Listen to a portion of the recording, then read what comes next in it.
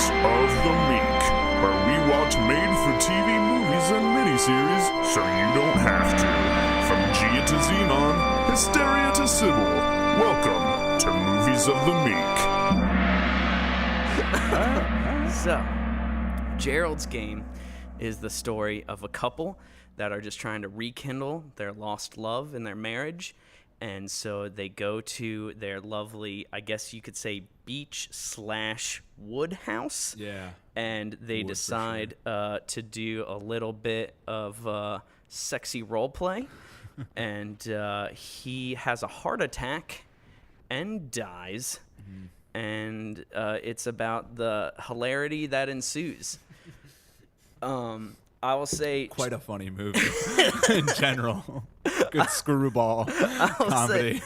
I'll say straight off the bat, there's some excellent visual storytelling that happens with, you have the shot of the bed, like just over top of the bed, and it's looking down on first her packing her bag, and then she pulls it away, puts on her nice little hat, and then it shows a man packing his bag, and then he puts in the handcuffs, and it's like, boom, Gerald's game. That was beautiful. And then it goes into just really nice vistas, the car driving through the woods towards the town. Really nice opening. Yeah. Like, just in general, very quick, established a lot really fast. And that's, I mean, I will say...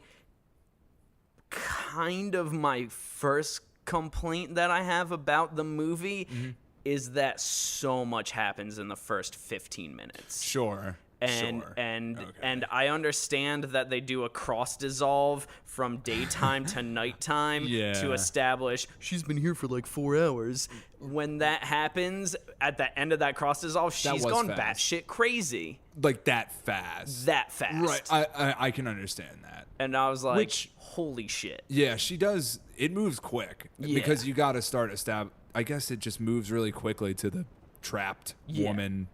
Yeah, she goes crazy really fast. Yeah, really fast. It is super fast. I can understand that. Yeah, and there's some nice stuff that happens with like, on their way there, you see the dog for the first time, and it's it's eating the roadkill, and it's obviously like you see that, and it's like a nice establishing of like you can kind of see that and automatically go like, okay, maybe these are like some themes that are gonna run through, and this is like a foreshadowing of some of the events that would happen, and then it does actually play in later into the dialogue, right? But yeah, and I will say, with how fast it is, it does have a few single shots that are really nice. The shot of her putting the hat on and walking out to the lake. Oh, that was so nice. That's a beautiful shot. Yeah. Early on, the way it was shot, even in the opening, that when we were talking about them packing their bags, and before she goes crazy, the 15-minute mark, all the lighting is like super soft and romantic. Yeah. Like just looking at their faces had like this soft, like the lifetimey feel. Oh yeah, definitely. Which I really dug. Yeah, and that's also, one of the things that I really enjoyed, the sequence where he's leading her into the bedroom and they're walking through the house, and it just has this really light, magical feel to it. Sure. That was an absolutely beautiful sequence. And then, of course, you see him pop some Viagra. Oh, yeah. As I said, in my notes, it says dick pills? Question mark. And one of the things that I like is, the beginnings of their sex scene, he comes out swinging hard with those handcuffs. Yes, he does. And she's like, "Hey, baby." And I'll be honest, for an older guy, he is ripped. Oh my God, yeah. Yeah. He is. I looked up how old he's like, what, 60 something? He's in his 60s, right? Yeah. Or am I making that up? And he's like ripped. He's ripped. Yeah. And pretty intimidating. Yeah. Like, tough looking guy. Tough looking man. But I enjoyed, when they start off that sex scene, there's a really nice kind of like, you can tell that they're trying, and that comes through in the acting, how like weird it is, like the sequence where like they're kissing and she's like, "Oh, my lip gloss, like I'm sorry," and it's like there is clear like he wants to be powerful and impassioned, but it like doesn't come out super well. There's a great subtlety in her face and her movements, like even as early on as the car. Yeah. That like was so short of a scene, but it did establish a lot. Like when he like they're playing the music and she just turns it off. Yeah. And it was like, I just want to take in the scenery. Well, the song comes up later, but when he's just like scratching her leg and she just turns it into holding hands. Yeah. I like really liked it was like a subtle like, okay, he wants this and she wants like calm. Yeah. Like she wants romance and he wants sex, just straight plowing. Exactly. Yeah. he wants to get in there. Yeah, and I will say, so another thing that I think is really weird and unfortunate is, I don't know if you noticed this, the lighting on her face is very focused during every single sequence where they're talking and it's like a pivotal moment and the two of them are arguing and it's like, this is like what happened to us? What happened to this relationship? That entire sequence as it's happening, there's lighting that's not natural at all. Sure. You know, okay. and it reminds me a lot of like a noir movie, honestly. Yeah. It's super dramatic and I understand the purpose of it, but it is very fake distracting. It is distracting. It made me think about lighting a lot, which was distracting my brain. I was like, oh, how and why? And then I was like, oh yeah, I have to pay attention. Yeah, and like her obviously you want to put a bunch of attention on her face because she is emoting incredibly well. Really well. Like acting, incredible acting in this piece. Both. Yeah. Like Bruce Greenwood and Carla Gorgina.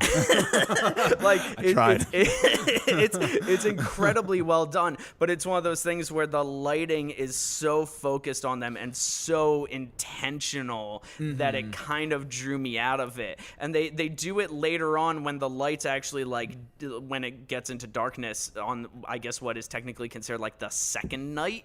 Yeah. They don't do a hard focus on her face, but they defuse the outer area around her, and it's super fucking weird. Yeah. It's super fucking Which weird. I guess when the lighting changes, when it starts to become a little colder and more like at the night scenes, they had nice like strip lights across their eyes. Yeah. Like when she starts to go crazy and stuff. Yeah. And I liked that a lot, but it did contrast. I guess it made sense because she was going crazy. I think they were trying to inform the light with the emotions, but sometimes it just came off distracting. And you know, okay, so they're in bed, they're doing their business Stuff. And then that's when he starts getting forceful with her. She can't handle it anymore. She tells him to get off. He gets off of her. He walks over to the sink and he's like, what the fuck happened to us? And he's like, maybe I'll never fucking let you out. And then that's when he basically is like getting ready to rape her. And he's like, come on, do it for daddy. Daddy likes it. Daddy wants you to do it this way. And she cannot handle him saying daddy. And so she basically kicks him off of her. And then he's like looking at her just like he's like why the fuck did you do this? Like what the fuck happened? And then he has the heart attack. Now acting when he has the heart attack and he falls on top of her, she pushes him up with her legs. He looks so fucking like, dead, and it's amazing. I will say that was pretty good. I liked that he was like something very dead, very fast. But something I quickly 15 minutes in, he is dead. Like very dead. But like he like does like he puts up his one finger like, oh wait, like maybe I'll be all right. And then just he's dead. Which I thought was good acting. Like it was pretty convincing. But it comes on and I was like, oh, I didn't know it was this fast.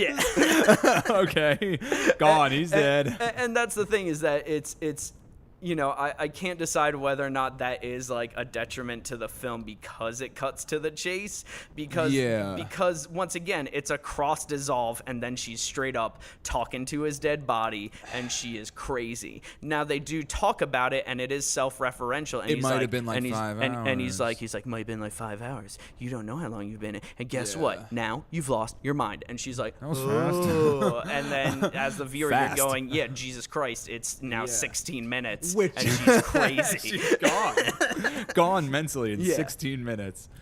Well, that's what made me wonder. When my mind would wander a bit, I would think about whether the book was really long or not. Yeah. Because I know in adapting Stephen King books, people either try to stay really close or it's like nothing like it. Like, because sometimes it's hard to adapt. Whatever. You know what I mean? They vary. But with this one, I was curious how fast it happens, too. Yeah. Because it does come on very quickly. And then, she's nuts already. Yeah. Which I would have preferred, like, give me like 10 more minutes. Yeah. Of just, because something that bothered me is I just kept being like, stand up.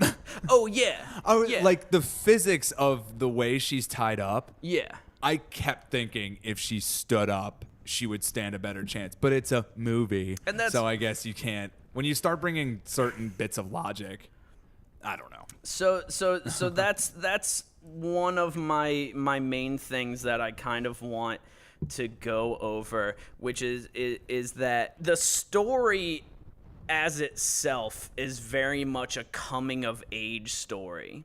It's about that's a cool way to think about it. It's about her confronting her demons. Right. And literally and figuratively. And so it's about her confronting these demons of her past and becoming a person that's willing to fight and willing to resist. And so that's why you can say she's docile, she's submissive, she's chained to the bed and not willing to do it. And only after she's been dragged through insanity and she's been pushed to the brink does she finally become the person that she should have been as a child. It's beautiful. And saying it like that is a nice way to lay it out. And so that's why, you know, one of the things that this movie made me think about is like, what do you look for in a horror movie?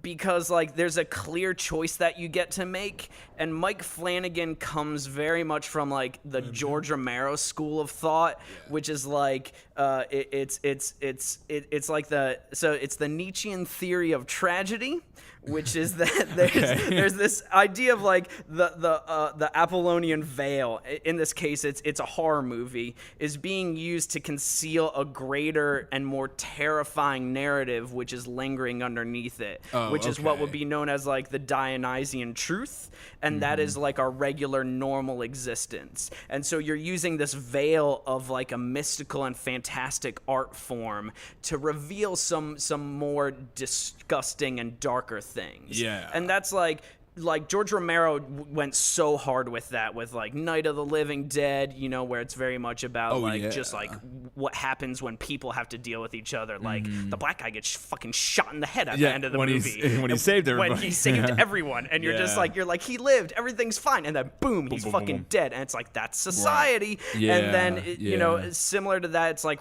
Robert Kirkman's The Walking Dead is very much, it's a drama story. And it's just under the veil of being a story about zombies, and this movie is very much a hit you over the fucking head coming of age story that's like, do you get it? The handcuffs when she's a child are a metaphor for her being shackled to the secret. Did you fucking get it? I could talk about that forever. And it was like, this is like, they're real. and so it's like, it's you have this clear choice of like what kind of movie you want to make, and like I am a huge fan of Mike Flanagan. Same.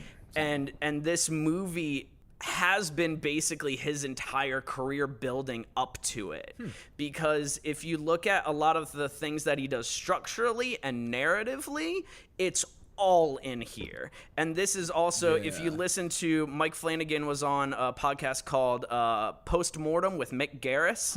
Mick Garris? Yeah, Hell dude. Yeah. I have to hear that. That sounds awesome. And so he's on the podcast with Mick Garris, and they're talking about Gerald's game, and he's like, this has been what I've always wanted to do, because I read the book and I was like, this movie isn't possible to film, and I want to do it. That's awesome. And so that's good ambition. And so when you look at Oculus and the structural themes of it, that does come into play. His juxtaposition between during specifically when Carla's second version of herself appears, the confident trying to figure out how to get out, and then Bruce Greenwood reacting to her when it was like became 3 of them and then like 4 or 5. I was like, this is very disorienting, but in that Oculus way where it's like, I get what's happening. It just is off-putting, if that makes sense. Yeah, and so you have like that kind of narrative structure, and then the other thing is that it ties into a lot of his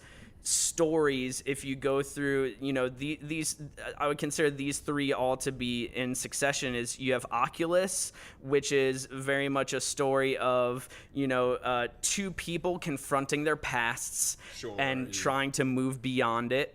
Then you have Before I Wake, which is his really hard to find movie that I have a Canadian Blu-ray of, which is yet again that's another one. That's another one about a young boy that has a troubled past. Okay. And by the end of the movie, they confront it and they move forward with it. And then this is his third movie that's about her as a child having to confront her past and having closure with the child. And so it's like, it's one of those things where it's like, what do you want from horror? And like, are these heavy themes like really necessary? Just because of the fact that it's like, there's plenty of stuff that I enjoy that is like schlock. Sure. And then where the meaning is like, just it's people are dying. Yeah. Like, you know what I mean? It's a thrill kill, literally. And then it's like, do you need it to have like, because it's a horror and like we're so used to thrill kills and shit like that, do you need it to have like a complete narrative arc? Because like fucking my favorite horror movie of the past like my entire life has been Starry Eyes. Okay? Yeah. Dude, Starry Eyes is about like the price that you'll pay to get what you want, and how once you dedicate your life to getting what you want, sometimes you lose yourself completely. Completely. Like sure. But sometimes losing yourself can be beautiful. And that's it. And that is like a terrifying movie that's dark as fuck. And also does some shit that, in terms of what a horror movie does, I've never seen before. I still got to see it, but I know a lot about it. The person that you consider to be the protagonist is the villain. That's cool. But is beautiful and goes through a transformation. And so it's one of those things where it's like you can have these movies that are surface level, but it's like, do you always need more? And if you do get more, does it have to resolve on the level that this resolves? Yeah.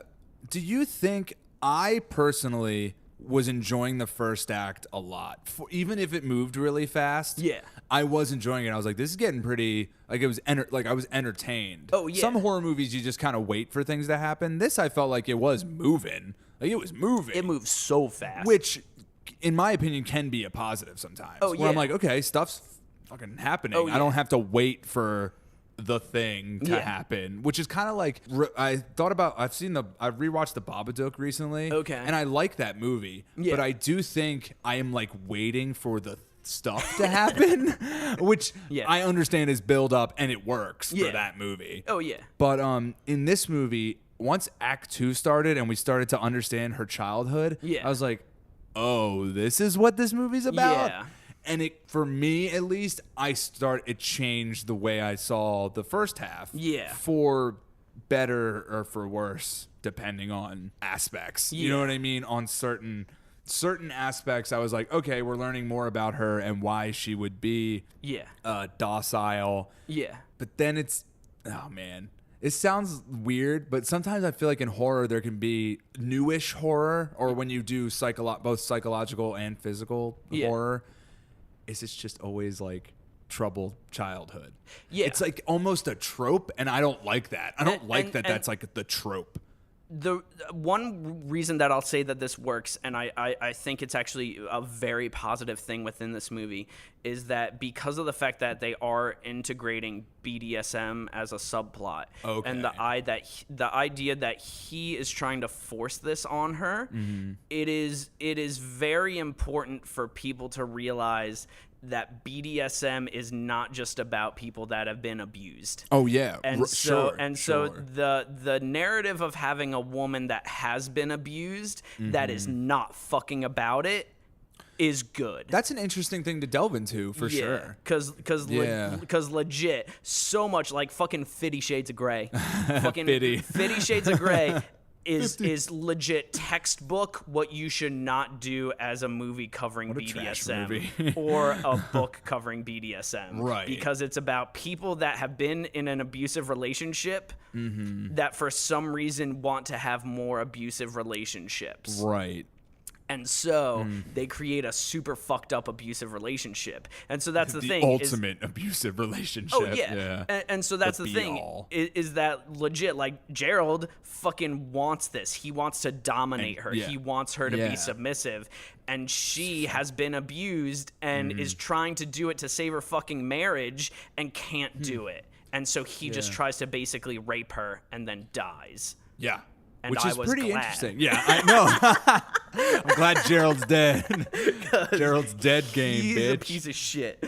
Yeah, he was a piece of shit. And, like, they really delved into that, too. Yeah. Which I thought was good. I needed to know more about him. Yeah. That misogynistic joke that she, like, caught, that was, like, a really interesting element. Yeah. Because it's like, if you were to hear, like, a significant other like speak in a way you didn't know they spoke to other people, you would internalize that shit, and she does. Oh, she's like, I always held that against you. Yeah. Like, from the second I heard you say half of a joke. Yeah. I was like, oh, that's how you think? Yeah. Or that's how you speak to others? And where he's talking about how you know he held her wrists above her head. Yeah. And then he started to get hard, but it wasn't until he put his hand around her throat and started pushing into her that, quote, I was the hardest I'd ever been in years. And it's once again, it's like it's him saying that with like such bravado, and then her just like being so disgusted by it, and then also like him acting it out on her as a figment of her imagination. I was like, ooh boy. Yeah, right. I will point out, she also mentions that when she put his 5-incher, and I wrote on my notes, dick joke. So I have 2 notes pertaining to Bruce Greenwood's penis in this movie. You know, and so we're at the point where it's like there's 3 people talking to her and interacting with her. There's the dog that's eating Gerald. My papa. There's the dog that's eating Gerald. There's a Gerald that is talking to her, and then there's another of herself that's talking to her. In different hair. That was nice too. It really felt like when we were switching between Carla, when they switched between Jesse's, it was like very clear. Like, very, like, even the way she like stood was different, which again, acting was so good. Amazing. Really, like 2 people carrying the whole movie. And like literally. I say that a lot, but yes. You know, and so they're just hammering into her, and then finally she's just fucking exhausted, and it's like, let's just call it a day, and she goes to sleep. And that's where we have the fucking first flashback sequence. Where the movie changes. It goes from one type of movie to the next. So this is during the eclipse, which the red for the eclipse was very cool. Very, very cool. Very dramatic. I will say, as I'm ready. Quality molestation scene. If you're supposed to be disturbed, they succeeded. You know what I mean? Oh, yeah. If you're going to make a scene to gross me out and make me feel uncomfortable, No, definitely fucking A double plus. Yeah. Even if it was, in my opinion, slightly changed the tone. I mean, it has to change the tone. Yeah. Well done. Very much was like, I wrote, straight up flirting with your daughter. Because that's what he, like... I knew it felt that way immediately. Oh, yeah. I was like, oh, God. Oh, yeah. Oh, fucking no. Yeah. Like, oh, man. Just the way he spoke. Yeah. It wasn't good. The dad I'm talking about. Yeah. Good acting on him, too. Oh, yeah. He was great. It's hard to give certain people, like, who are playing fucking pedophiles their due, but it's, like, great acting. Oh, yeah. He fucking nailed it. Really good. That scene was disgusting. Yeah. Where she sits on his lap, and they're looking at the eclipse, and he just keeps telling her to look at the eclipse as he stares at her back and jerks off onto her. Oh my God. I wrote literal jerk off. She also super 50s-ish is she says yuppers before sitting on his lap. Yeah, that was odd. Yuppers. And you know, he right before he starts jerking off, he says I love you, and she says I love you too, daddy, which is a callback, of course, to the line that Gerald said. He's like, I love you, daddy. Yeah. You know, it's a callback to that. We have to do away with daddy as a term in general.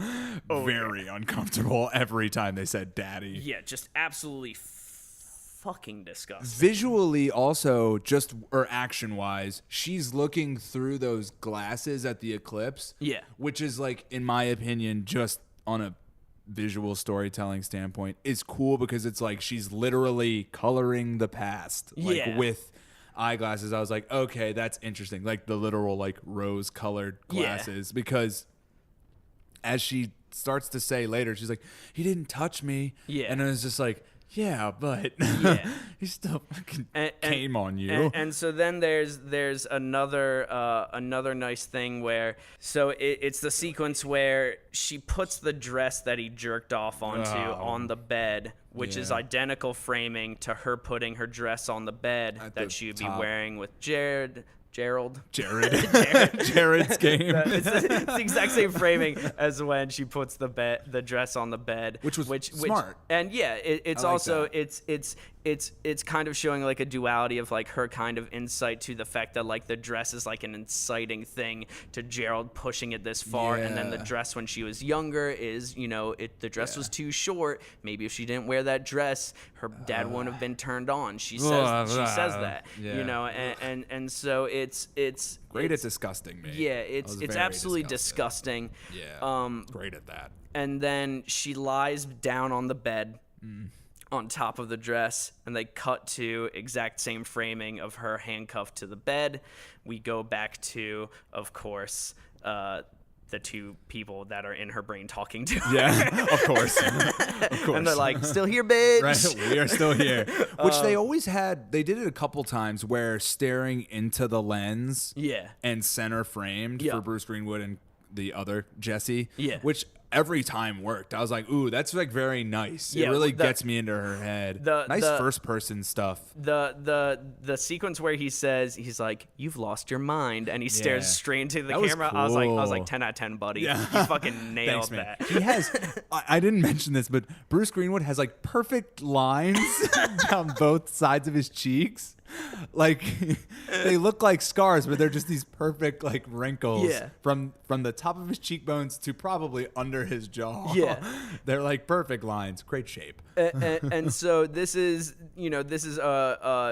basically Bruce Greenwood, aka Gerald, starts talking to her about, he's like, I didn't know that this happened to you. Like, why didn't you ever tell me? And it's like, you're a figment of the imagination. Like, you should know this, but also whatever. Like, it's okay. you should know, but whatever. Like, you should know, but like you don't, because it's like a projection of your parts you, of my mind. but you are her whole mind, but also whatever. And the dog just keeps eating more parts of him. And Jessie too. Which if you have subtitles on while watching this movie, that's what that's what her audio track is called. Oh really? Okay. Jessie too. She said he smelled the blood and did what dogs do, which is referring to her father, because it was after her first pregnancy. Period. It was after her first. It was after her first period that her dad did that to her. And so the line, he smelled fresh blood and did what dogs do, which is just a fucking 10 out of 10. There's some, they really were not. I will say there's probably some freedom making this for Netflix. Yeah. There's probably some freedom you get with content. Oh, because just the way they would talk about each other was so fucking like vile, which is good. I mean, you should treat it that way. Oh, it's fucking dark. Yeah. You know what I mean? Yeah. And that was, that was good. Something I did want to say is that when they first, I like that early on the dog just immediately bites. Oh, yeah. The arm. Yeah. And then pulls off, and that was gross. I was like, oh, hell yeah. That's like leading to what comes later, obviously. Yeah. But there's a brief shot where it's clearly just cheese. like cheese so the dog would eat it, and then like some fake entrail stuff. I was like, oh, that was awesome. Yeah. Sometimes you just gotta catch. I was like, that's clearly just a piece of cheese. And I was like, it works. Flesh is like cheese, I guess. But this is, you know, so we get our first introduction to the Moonlight Man. Yeah. You know, during the Creepy night. introduction. And he just like pops in. She doesn't think that he's real. He comes in closer and just like shows her the inside of his bag. Yeah. And then he just fucking goes away. That was good. And Gerald just keeps reiterating. He's like, you know, he is real. You're gonna die, and they're gonna, you know, question why your wedding ring's gone, but they're not gonna look for it for long. Yeah. You know, that was good. And he's just gone, and so it's like this trifecta of like all these things that are fucking with her, and there is the Moonlight Man that's just coming out of nowhere, and he just keeps saying that he's death. He is literally death. Actual death. Which was, like, to their credit, that first scene where you see him, oh my God, very creepy. Literal, not much music, like, if any, like, very subtle music, and her just quiet, like, bed creaking, and it was just, oh man, it was really unsettling. And he was very darkly lit, which was just nice. It was good overall, very good introduction. He was creepy throughout it. Yeah, he was fucking But terrifying. I do have an issue with where that went. Yeah, and a big one, honestly. Same. But continuing, you know, they basically talk to her about just like all of you know, her weaknesses, all of the things that she's been doing that have basically done nothing. And then that's when she has good old flashback number 2, which is her sitting on the bed, and her dad comes in and basically convinces her to never tell anyone what happened. That was such a roundabout way. Like when I was listening to that scene unfold, I was like, okay, maybe he does want to tell them now. And I was like, wait, no, I was like, no, he doesn't. This is a roundabout way to make it her fault. Yeah. And I was like, God, that's so clever. Yeah. That is some good writing. That's some super manipulative shit. Yeah, I was like, it's a roundabout way for her to always feel guilty, like it's her fault. And I was like, that's crazy. Yeah. That was a very well put together scene. Yeah. Good acting too. Yeah. That girl was bawling her eyes out too. Oh yeah. And good acting. And you know, she wakes up to the Moon Man licking her feet. Oh yeah, that was gross. That shit freaked me the fuck out. Yeah, his eyes are like the little ring. Oh, the eclipses, right? Yeah. Oh, that was creepy. Yeah. And then it cuts to, it's actually the dog trying to bite her. Yeah. Oh, shit. It's actually weirdly worse, maybe. It's a dog. Lurch, dude. Lurch. Lurch, dude. Lurch. I wrote Lurch fucking horrifying, creepy, great lighting. You know, and so they basically, what just ends up happening is that they continue with the flashback, and continues with there's 3 flashbacks total, and you know, they just continue with the themes of her having these repressed memories and her trying to confront it, and as she continues seeing herself again and again, you know, her younger self is like, you have to remember, and she's like, I remember everything, and she's like, no, you fucking have to remember, right? You know, and it's like, you have to remember like what you wanted to do to get yourself out of this situation, and what she wanted to do was kill herself. Right. And so that's how she knew all this information about slitting your wrists. That's how she knew about the blood, which was an interesting way to have looking up killing yourself be your freedom from killing yourself. Yeah. That's pretty crazy in writing wise too. Yeah. And yeah, she fucking cuts her wrists to lubricate the handcuffs, and that scene almost made me puke. I was like, okay, you only need to cut a little bit, and she cuts like her, I was like, oh my God, that's like her whole fucking wrist. Yeah. Deep too, with the glass. Ooh. Yeah. That was gruesome. I don't get grossed out that much. I'm pretty desensitized to gore, but wow. Yeah. I think it's because I think it depends usually on the precedent you set. Yeah. So the movie only had like kind of shadowy, the dog biting skin. I mean, we saw it, but it was kind of like quick. Yeah. But this was like, well, here you go. Yeah. Here's how gross it's gonna get. Yeah. And it was real fucking gross. Degloved. And yeah, her fucking hand is degloved, and she fucking wraps it up. Yeah. She fucking grabs the keys. She gets herself out of there. It's so gross thinking about that scene. I know, but oh man, I didn't expect it to keep going, and then her thumb was just like over the cuffs.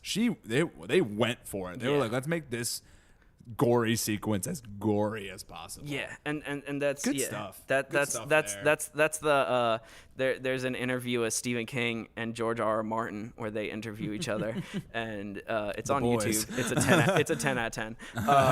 And one of the things that like Stephen King and George R.R. Martin talk about, they're like, if you can't scare them, you gotta gross them out.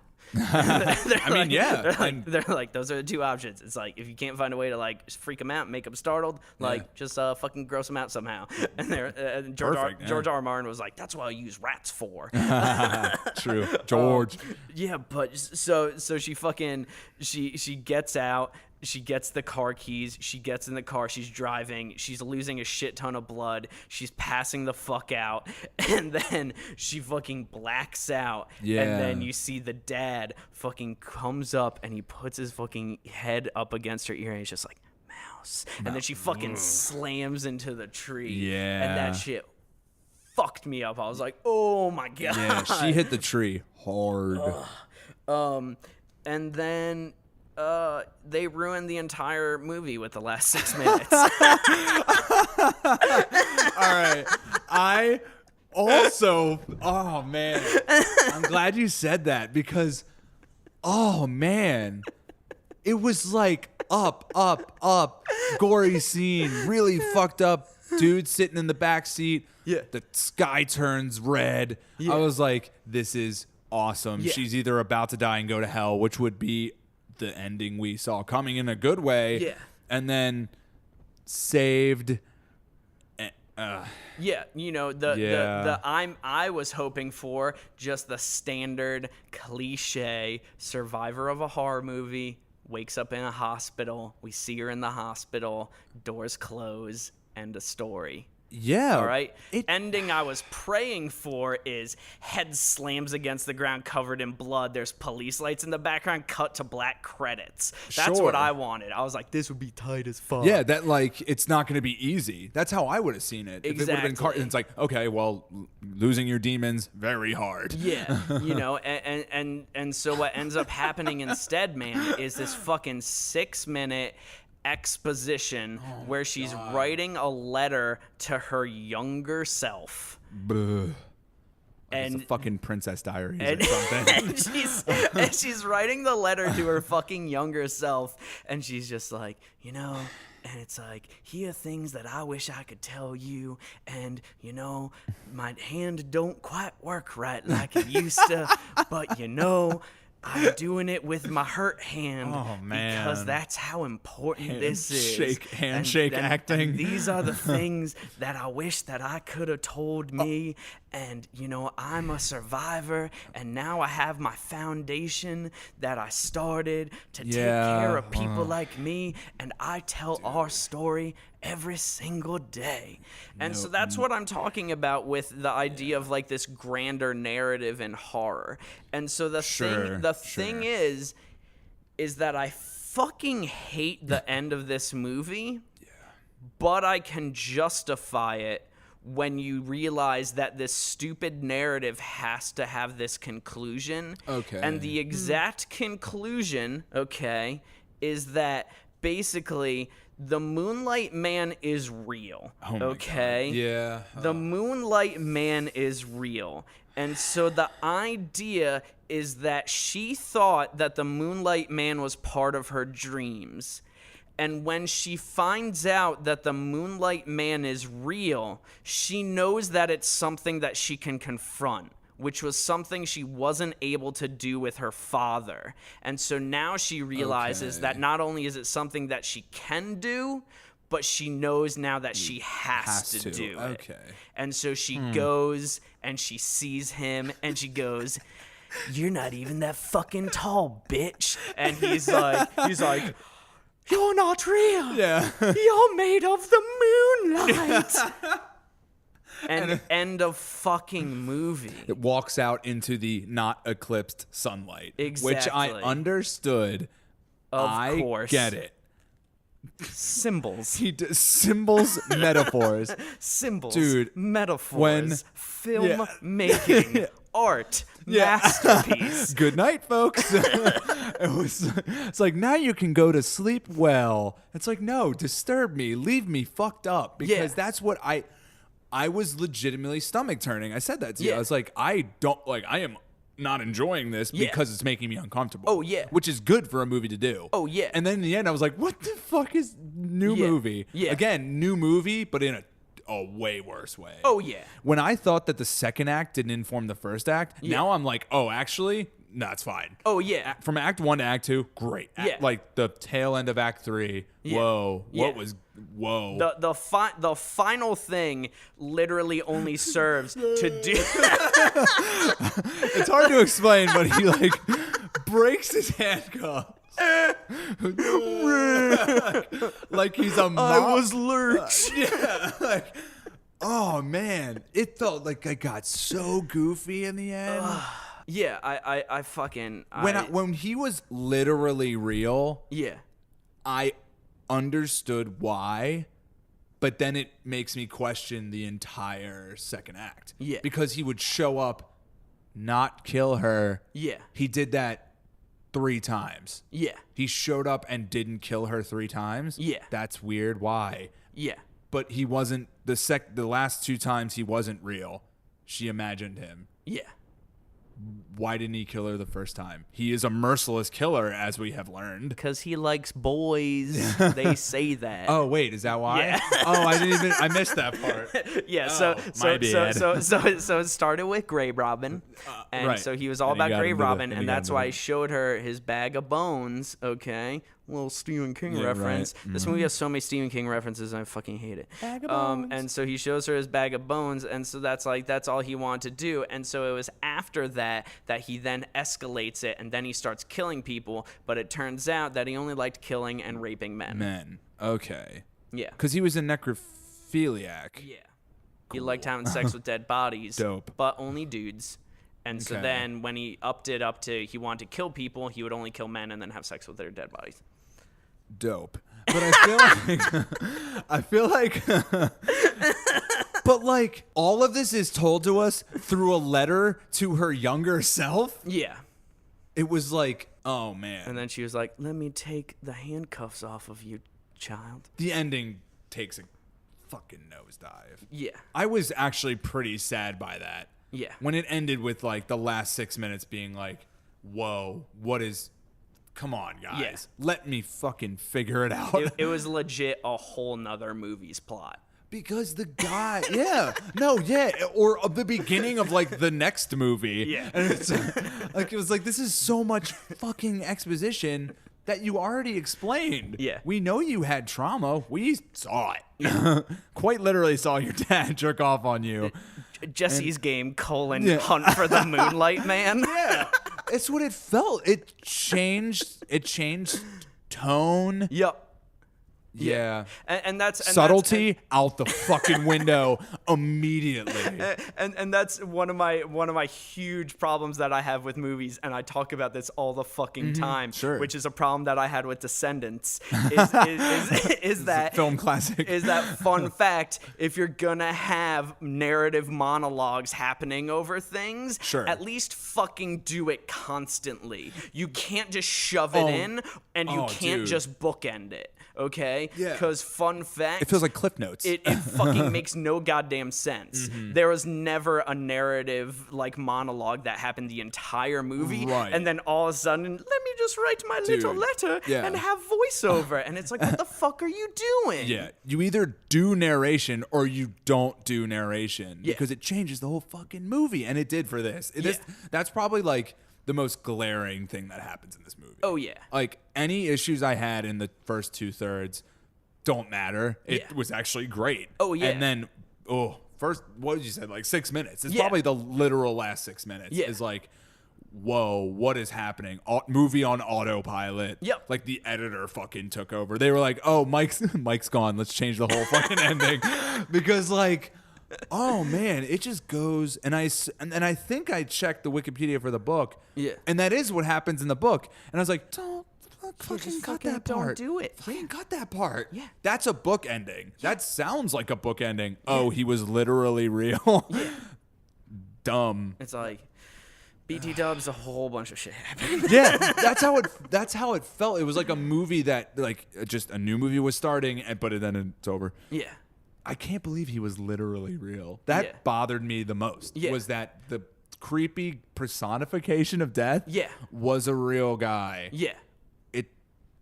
And it feels so Stephen King. And once again, it does make sense because the continuing narrative that she has to go confront her demons and she does it in real life because she can't do it with her father.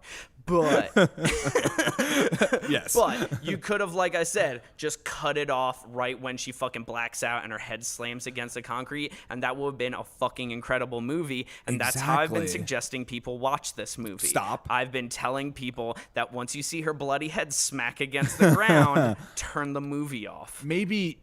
Yeah, honestly, stop there. No, stop there because then it becomes where she literally escaped her demons by driving away from it and saying, wait, the whole time ghost or mental Bruce Greenwood was like, or Gerald was saying his actual name. Mental Bruce Greenwood. He was saying, like, you can't get out. If you pull your hands, it's gonna hurt your dainty hands. And then she does it. She's like, fuck you. Yeah. Then drives his car, his rich man car, into a fucking tree. Yeah. That's very metaphorical and cool. Yeah. And then, Lurch is the grand villain, and he makes so weird. And then she walks into the courtroom, and like a comedic, like a fucking Naked Gun movie. The judge is like, ma'am, you can't come in here. Like, literally, the judge is like, excuse me, you can't just walk into the fucking courtroom. You can't walk in and make your grant. You can't make the end. You can't make the ending to this guy's life the end of your movie. Yeah, odd ending. Now time for some IMDb trivia and goofs. Goof time. So first with the IMDb trivia. This is the fourth collaboration between Kate Siegel and Mike Flanagan since Oculus, Hush, and Ouija, Origin of Evil. Ouija. It's because they're married. Guys, they're married. It's his wife, okay? This is their fourth wife and husband film? film? This is their fourth time that they've worked together. They're Excellent. Married. That's cool. I love them. They're great. Yeah. I got to see Hush. That's why they're doing it. They're married. They're killing it. This is the second collaboration between Henry Thomas and Mike Flanagan since Ouija, Origin of Evil. Henry Thomas is the dad. Oh, okay. Both Clara Guiglio Yeah. and Bruce Greenwood have starred in a Batman movie. Guiglio was in Batman v Superman: Dawn of Justice. She was? She played Ship Voice. So she's the star. I want to know what Ship Voice is. Ship Voice? When you look at the credits for Batman v Superman, Gugino? she's credited as Ship Voice, which is a voice acting role, and I don't know what that means. Odd. What and Batman then Bruce movie? Greenwood was in Batman Under the Red Hood. Ah. Jessie states in her really long dumb fucking exposition that the Moonlight Man suffers from a disorder called acromegaly, which causes enlargement of the hands and feet as well as forehead and chin. This is also why he's so tall. The actor who portrays the Moonlight Man actually has the disorder. Oh. Yeah, which is pretty crazy. Oh. Bruce Greenwood is 15 years and 17 days older than his on-screen wife. Word. Now, Looking great, though. this is a brand new movie, so there are no goofs added to IMDb yet. I watched this movie twice looking for them. Okay. And the only one that I could find is that in the beginning of the film, when they're driving in the car, okay, the song that's playing when Jessie is molested on the swing set is playing on the radio, and that's why she shuts it off. Yeah, okay? I thought about that after. But immediately after that cut, a radio station is playing it's doing a news broadcast No one turned the radio on. It just magically starts playing it. And also the news broadcast is just doing exposition, which, fun fact, if you pay attention, is about the Moonlight Man robbing graves, okay? And all that exposition happens cut in between all of their dialogue, and so it'll like, it's not like a raw radio broadcast where it's like going straight through the entire time. It just like cuts in and out, and it is some nice foreshadowing, but it is magically the radio turns back on and starts playing a news broadcast. So there's your goof. There's only one, but I got it. I got it. That was, if that is like, I don't recall them saying the news broadcast about that, but that's thin. That's such a thin way to bring back, also there's a serial killer who's fucking dead bodies. Like, oh man, shoehorned in at the end. Oh man, this could have been a 9 out of 10 on IMDb. Now it's an 8, solid 8. This could have been a 92 on Rotten Tomatoes. Yeah, solid 85. Instead, yeah, and dude, honestly, this movie, like I will say, is very, very good. Oh yeah, acting is incredible, top notch. Spy Kids kills it. Cinematography is fucking incredible. Cinematography is really good too. Lighting is weird. Sometimes, yeah. You know, some touch of weird lighting. But you know, it's dramatic and it's lack nice. of music. Good. Yeah. Don't make. There's only like one. Not to go all the way back, but like there was one weird part. I think it was when they cut to her past, where there was sad piano music. Okay. And I was like, whoa, this feels... Yeah. There was, like, no music. And then it was just like, hey, just go riff. Just go riff a little bit. Even those, like nice, like, piano motifs were kind of nice. And yeah, simple. They do reprise them, and it's nice. Yeah. You know? Yeah, sure. I'll give you that. But yeah, I mean, I would definitely suggest it. Just shut it the fuck off once her head hits the ground. Truly, no, that's, like, the perfect place to stop it. You should put that in the trivia. and honestly, dude, like, if like shut it off then, and then just imagine that she woke up in a hospital and everything's fine. Yeah.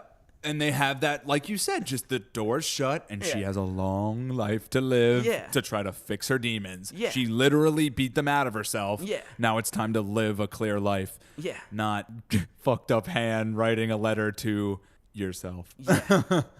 Yeah. And there's a serial killer. Oh, man. A grave robbing guy. Weird. Just a weird left turn. That's the biggest takeaway, was like, you got to just end it when it needs to end. Yeah.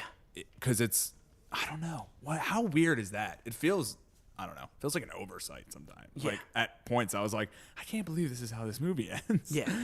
It's like a movie that was very slow paced. And then all of a sudden, like, here's a whole nother year? It's the courts take a while. The movie's not slow paced though. It's pretty fucking fast, sure. Dude. That's it's true. A That's true. Fast-paced movie. Days and then pass, all of a sudden it goes into fucking Power Rangers Turbo, bro. Like, it makes no fucking sense. Flies. The ending, it fucking flies. Yeah. Oh, weird. Yeah. What a weird ending. Yeah. Off-putting ending. So, do you have anything that you would like to promote, sir? Promote? Yeah. Twitter. Well, my Twitter is at YouTube. Some asshole rapper. I still make some asshole songs. I still rap, but I don't do it as much. YouTube, search Small Maracas. That's me and my brother's YouTube channel. On Instagram, it's Greenbeard with an extra E at the end. If you go on YouTube, search Lunchbox President. I have a new music video. Give it a look. And that's pretty much it. Or my website, joshuagreene.info. That's where I put my video art. Tight. Thanks, man. I'm also on the most recent episode of Prince Track by Track, where I talk about Another Lover, Hole in Your Head, as well as the film Under the Cherry Moon.